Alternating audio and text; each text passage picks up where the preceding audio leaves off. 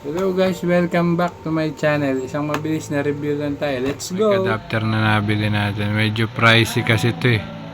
Pero tingnan natin kung sulit ba yung presyo ng ganitong mic Ito na siya adapter. guys. Sinetap ko na siya sa yung pinaka-case ng GoPro natin. Alabas tayo. Check natin kung maganda yung audio natin dahil bago nga itong ating mic adapter. Check natin guys. Testing. Alright, what's up?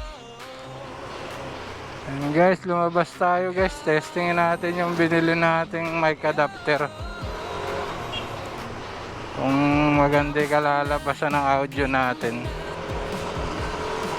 Igsi lang tong video na to. Testingin lang natin. Maganda yung noise reduction.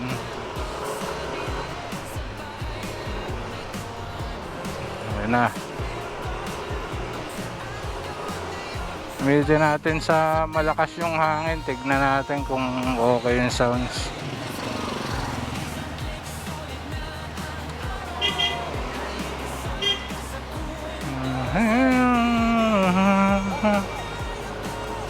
Ayan na. Tayo sa malakas ang hangin dito. Ayan. Natin kung maganda yung ating kalalabasan ng ating mic. Medyo mabagal yung kotse. Overtake tayo.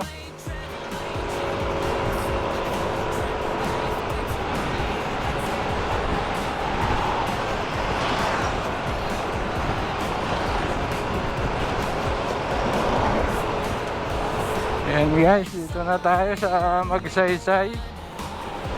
May National Highway na Magsaysay. Ayan, sobrang lakas ng hangin dito. Dapat hindi papasok to sa action camera natin yung hangin kasi naka na tayo eh, mic adapter na eh.